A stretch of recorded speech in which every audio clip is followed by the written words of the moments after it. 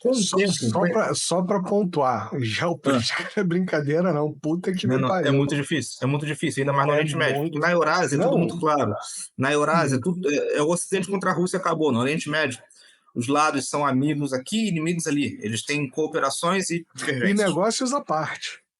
Exatamente.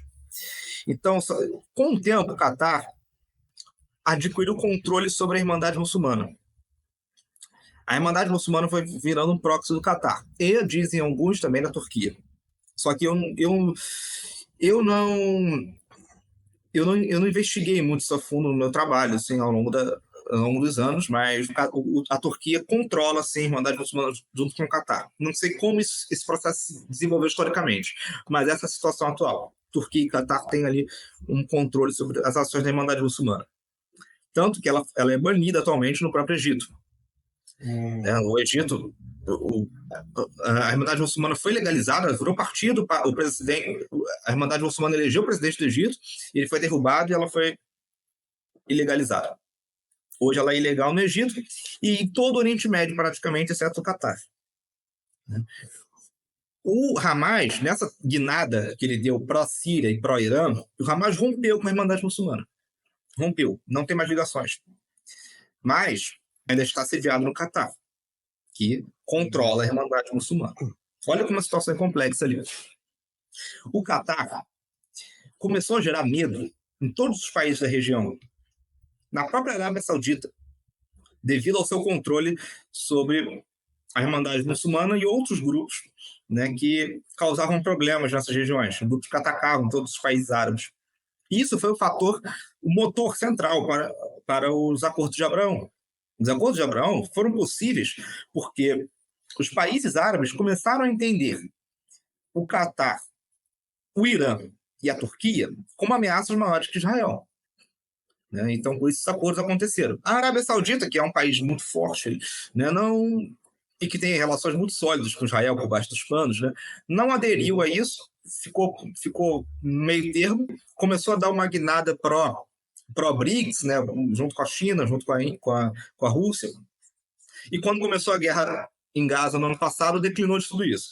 Né? Saiu dos BRICS, está ajudando Israel, mas não dá nenhum passo. Oficialmente, a Arábia Saudita não entrou para o BRICS. Porque eles disseram que entraram, depois disseram que não entraram. Exatamente. Eles falaram que estão estudando a situação ainda. Eles não sabem se entraram, eles estão estudando a situação ainda. Está em dúvida. Não chegou o memorando. Ela teria entrado se não tivesse começado a guerra em Gaza. Começou a guerra em Gaza, eles ficaram com medo. Simplesmente isso. Eles são oportunistas demais. A geopolítica deles é muito oportunista. E, historicamente, eles são totalmente sionistas. São totalmente colaboradores de Israel. Em todas as ações. Mas também, porque serem oportunistas, não declaram isso publicamente. Não fizeram acordo com Israel, não reconhecem Israel, mas cooperam em tudo. Né? Enfim, o Catar se tornou um fator de ameaça ali naquela região. É uma característica dos árabes, né, principalmente das potências do Golfo, ter esse tipo de geopolítica difusa, de política externa que indica para todos os lados. Tem um autor que eu gosto muito, dos Emirados Árabes, o Ibrahim Hashim, que ele diz, né, que a política externa de um país árabe deve ser definida pela poligamia islâmica. Eles podem ter até 4 aliados ao mesmo tempo. Né? É assim que eles pensam. Enfim, o ponto é que, como eu vejo essa situação, o Catar abrigou o Hamas, né? O Hamas começou a se integrar ao Irã, e o Catar pode ter começado a entender isso como um perigo para ele próprio. Se alguém tinha os dados de localização do Hanier fora do Irã, esse alguém estava no Catar, com certeza, porque é no Catar que está toda a estrutura do Hamas. Então, alguém vazou os dados dentro do Irã ou dentro do Catar. Quem fez o ataque? Israel, né? Possivelmente através de pessoal especializado americano. Tem muita gente dizendo que aquela arma poderia ter sido disparada por americanos. Isso aí não tem um caso, só uma curiosidade. Mas não foi uma bomba local? Não foi. Não foi. Foi míssil disparado de fora do Irã. É mesmo? Bomba local foi a primeira versão, foi espalhada justamente pelos anti-iranianos. E é aí que vem uma das suspeitas. Por quê? O Catar controla a Al Jazeera. Quer dizer, controla. A Al Jazeera é do Catar, né? Ela emite total. E a Al Jazeera controla o monopólio da informação na Palestina, na faixa de Gaza. É a única TV que está lá. Os correspondentes de guerra são lá ativos, eles empregam os correspondentes, estão ali. É a única. Os palestinos são reféns da Al Jazeera, que faz um trabalho excepcional. A cobertura da Al Jazeera da guerra em Gaza é excepcional. Mas a Al Jazeera é totalmente trabalhada em vieses catares, obviamente. A Al Jazeera é totalmente anti-Irã e é totalmente anti-Rússia, por exemplo. Ela é totalmente ocidentalizada, né? Digamos assim, geopoliticamente. E bastou o ataque ao Ranier acontecer que começavam esses bombardeamentos midiáticos. O Irã começou a ser criticado por todos os influencers palestinos, né? Nunca confie no Irã, virou hashtag, nunca confie no Irã. Começou essa questão, eles colocaram era uma bomba implantada, etc. Várias versões. Tudo por quê? Voltando, a Al Jazeera controla a informação na Palestina. Quem assume depois da morte do Ranier é o Khaled Meshaal, o mesmo que fez o Hamas lutar contra a Síria. Né? Ele tinha se aposentado, tinha ficado ali fora do biro político, mas na linha sucessória ele é o mais antigo ali, ele assumiu o seu temporariamente e provavelmente vai ser oficializado em breve. O que isso gera? Uma expansão do controle qatari sobre o Hamas e, consequentemente, sobre toda a resistência palestina, porque o Hamas é a maior milícia palestina. Então, assim, o Irã sai prejudicado dessa história. Sai prejudicado. Porque o Irã, embora o Irã tenha ali, né, o Irã, assim, a mídia iraniana é muito forte também, né? Press TV, né? Vários outros. Tem uma mídia muito forte. Porém, uma mídia estrangeira para os árabes. Os iranianos não falam árabe. Eles têm programas em árabe, eles têm uma versão em árabe, mas eles são uma outra civilização. Para os árabes, é mídia estrangeira. A Al Jazeera é algo muito mais próximo deles. E a Al Jazeera é totalmente anti-Irã. Então, o Irã sai prejudicado. Criou-se um cenário psicológico, né, que o Irã hoje está sendo visto com dúvida. Como eu acho que o Irã pode neutralizar isso? Não é uma resposta militar muito, muito forte contra Israel. Decisiva. O Irã precisa mostrar aos palestinos que está do lado deles. Fora isso, ele vai perder a confiança da resistência. Você não é o único que eu já ouvi dizendo isso. Isso aí é inclusive um mantra de questão até de força local mesmo. Os ataques que Israel fez foram muito significativos. E qualquer não resposta ou resposta contida pode ser visto como uma grande fraqueza. Pelo que está aparecendo, o que o Irã vai fazer é começar um fronte nas colinas de Golã. Para isso acontecer, eu imagino que eles tenham uma autorização russa. Não. A Rússia, como eu falei, ela controla ali, faz um equilíbrio entre as partes. Como que aconteceu? É muito provável que a Rússia autorize isso, né? Porque, inclusive, pelo que consta, né, a autorização de um ataque iraniano foi tacitamente dada pela própria ONU, né, porque o Irã mandou comunicado oficial ao Guterres, falando que o país foi atacado, ele tem direito de legítima defesa, conforme a própria Carta da ONU, e foi dito, o Irã, como qualquer país, tem direito à legítima defesa, então fica por isso mesmo. Então, pode ser que a Rússia afrouxe a segurança ali na Síria e permita um desenvolvimento militar nas colinas de Golã. Mas eu acho muito improvável que o Irã não ataque diretamente Israel. Né? Que pode acontecer um ataque a Israel direto, moderado, e a abertura de um fronte ali total, né? Um Golã. É o cenário mínimo. É o cenário que eu vejo como mínimo. Qualquer coisa abaixo disso vai ser muito prejudicial ao Irã. Muito, em termos de imagem. Né? Porque... Ou seja, só para ficar claro, independente das proxies, o próprio Irã tem que dar uma resposta. Precisa fazer alguma demonstração de fogo. Porque não é simplesmente falar, ó, galera aí do Hezbollah, mete pau. Não, agora eles precisam fazer. Fizeram há pouco tempo, né? Um ataque de mísseis e tal. Teve até aquela cena que ficou famosa lá do míssil dando um olé, né, na defesa antiaérea de Israel. Na Iron Dome.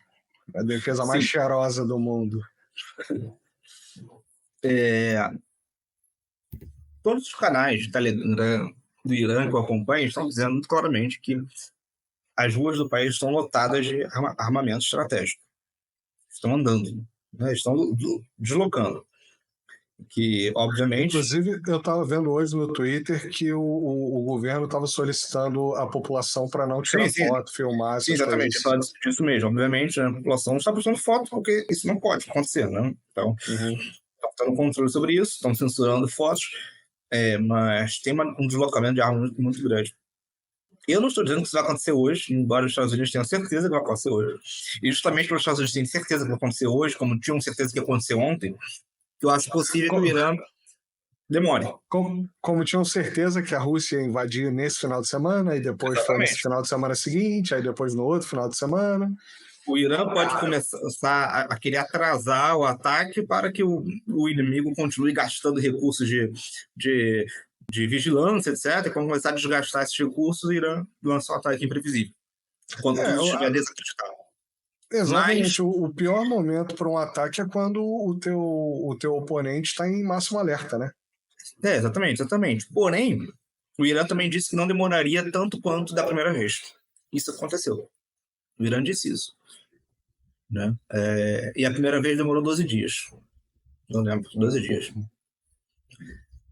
Pode ter sido um blefe, justamente para alertar, ou pode ser real. Ninguém sabe. Agora, o que vai acontecer precisamente aquilo que o Dmitry Medvedev falou essa semana. O único caminho para a paz no Oriente Médio é uma guerra total regional. É exatamente isso. Não tem outro caminho para a paz. Tem que ter uma guerra regional e um lado vencer. Fora isso, vai continuar. A situação passou muito tempo do ponto de não retorno. Passou muito tempo. Muito tempo. E agora, o grande medo atualmente entre aqueles que apoiam a Palestina e que apoiam o Irã é que haja uma perda ali das boas relações do Irã com a resistência palestina. Que essa é uma das intenções do Catar. Não vamos ser inocentes aqui. Existe um congelamento como eu falei, um congelamento das disputas entre Catar e Irã, mas por baixo dos panos essas disputas existem. O Catar quer ter controle sobre a resistência palestina, como o Irã também quer. E ambos os lados também disputam religiosamente uma expansão na Palestina. A Palestina é majoritariamente sunita, mas não é Wahhabi. E tem uma minoria xiita. O Irã quer expandir o xiismo, e os Wahhabis querem expandir o salafismo, né, o wahhabismo. Entre eles, tem uma série de disputas. Né? O Irã tem a oferecer aos palestinos uma integração com o eixo da resistência. O Catar tem a oferecer aos palestinos o quê? Basicamente nada. Copa do Mundo. Copa do Mundo. O Catar é uma potência muito diplomática, né? Conquistou muito do seu status de potência através da mediação de acordos locais, porém não tem nem uma fração, né? nem uma milionésima fração do poderio militar iraniano a oferecer. Porém, se utilizar muito bem o seu aparato psicológico, midiático, pode mesmo assim convencer os palestinos a odiarem o Irã. Muitos palestinos odeiam o Irã. Muitos. Isso é algo muito denunciado por pessoas locais, mas que estão olhando de fora. Né? Muita gente que sofreu aquilo, mas saiu dali, consegue ter uma visão menos apaixonada. Quem está em Gaza hoje em dia não tem nada a não ser o jornalista da Al Jazeera, ali em loco, sofrendo, sob bombardeio e noticiando. Obviamente eles vão ver esses caras como obviamente vão acreditar em tudo. Agora, um palestino que saiu dali tem uma visão mais ampla. Ele percebe que quem está se esforçando muito mais é o Irã. O Irã faz tudo, militarmente falando. O Catar tem a oferecer o quê? Mídia. Né? Apenas mídia. Né? Mas, enfim, é uma coisa muito complicada, porque você está lidando com o controle de mentes que estão sob bombardeio, que estão sofrendo genocídio. E nessas condições, as emoções falam mais alto. Eu não tem a menor dúvida que as facções palestinas tendem muito mais para o lado do Irã. Muito mais. Porém, os civis, né, são mais reféns da mídia. E uma das coisas que pode acontecer também é cisão interna nos movimentos palestinos. Talvez, sei lá, o Hamas dividir em dois. Sei lá, vai ser um desastre. Eu espero muito que a informação que eu recebi e divulguei esteja errada, que o Qatar não tem nada a ver com isso. Mas pelo desenvolvimento das situações, ali, me parece ser verdade. Por outro lado, a China também, essa semana passada, desenrolou uma puta trocação de ideia, né? Com a galera lá, com o Hamas, Fatah e as outras, sei, 14, né? Facções, grupos políticos, enfim, que tem lá na Palestina, né? Então isso aí é um outro peso e se essa sabotagem tiver algo a ver com isso? Né? Se tiverem entendido que a união das facções palestinas, no momento em que o Irã tem a maior influência sobre elas, falando sobre a esfera de influência iraniana, tenha sido percebido pelo Qatar como um problema, né, e motivou isso. Né? É uma possibilidade. Tem 1000 coisas ali indicando que o Qatar não estava satisfeito com a situação. Né? Embora publicamente esteja calado, por baixo dos panos tem coisas acontecendo sempre. Então, enfim.